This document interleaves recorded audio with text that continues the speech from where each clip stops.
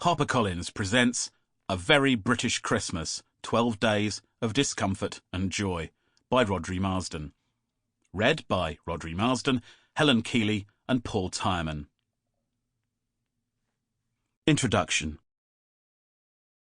Imagine if all your Christmases did actually come at once. Whoever coined that idiom was clearly trying to evoke an image of sheer delight, profound happiness and nothing going massively wrong. But the British Christmas doesn't always turn out that way. Yes, sometimes all the gifts are perfect, everyone is on great form, and no one chokes on a mince pie. But on other occasions, there will be a heated argument about Tony Blair, or you'll tip back on your chair and fall through a glass cabinet, or your narcissistic boyfriend will give you a framed photograph of himself as a gift, or you'll accidentally set your cardigan on fire, or you'll find yourself on your own in Ruislip and wondering how it ended up like this. However hard we might wish it, Christmas doesn't automatically shower good times upon us. Instead, it acts as a kind of emotional multiplier. If things are good, they feel glorious. If things are bad, they feel dreadful.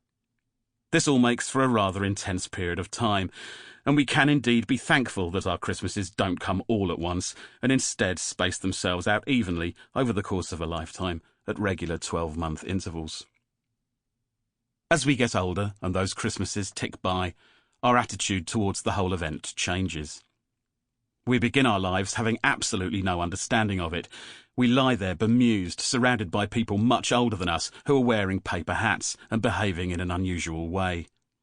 Within a few years, we become ridiculously excited by it, counting the number of sleeps until Christmas, driving ourselves and our families nuts with anticipation. Once we emerge from childhood, it becomes an exercise in nostalgia. We remember the way our Christmases used to be, and either make great efforts to recreate them, or just wistfully reflect on the fact that we all change year on year, and Christmas inevitably changes too. The reasons why we've ended up celebrating Christmas the way we do are a bit complicated.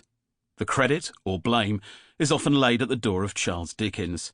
His hugely popular A Christmas Carol, written in 1843, gave us a rough blueprint of how he felt a British Christmas ought to be properly celebrated, and it's assumed that we just started blindly following his instructions to the letter.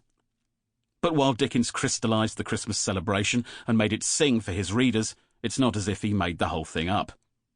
In the sketchbook of Geoffrey Crayon, written a couple of decades earlier, the American writer Washington Irving also describes a Christmas spent in Britain, with honourable mentions going to hot booze, the richest and raciest wines, highly spiced and sweetened, masses of food, the table was literally loaded with good cheer, and bored humans, a fat-headed old gentleman silently engaged in the discussion of a huge plateful of turkey. In that sense, Christmas hasn't changed much at all.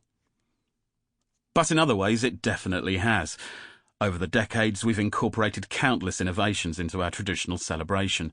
Cards, crackers, trees, royal Christmas messages, Advocar, Slade, Eric and Ernie, Quality Street, John Lewis adverts, and much else besides.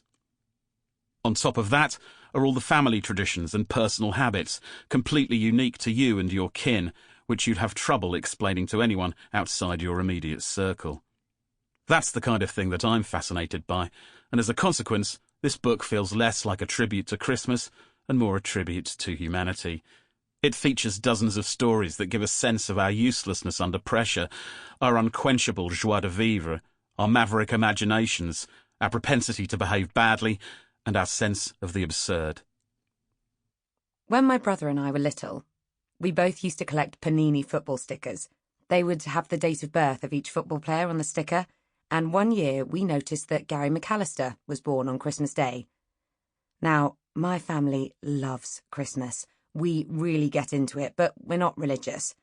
So every year since then, our family has celebrated the birthday of baby Gary McAllister. We've just transferred all the stuff to do with Jesus over to Gary McAllister. Last year, my brother sent me a Christmas card that was just pictures of Gary McAllister. We have advent calendars with pictures of Gary McAllister in festive scenes behind each door. My sister-in-law does it, my mum really likes it too, and on his blessed day of birth, we raise a glass to Gary McAllister at Christmas lunch. To be honest, my stepdad isn't quite as interested in Gary McAllister, but the rest of us have completely embraced the tradition.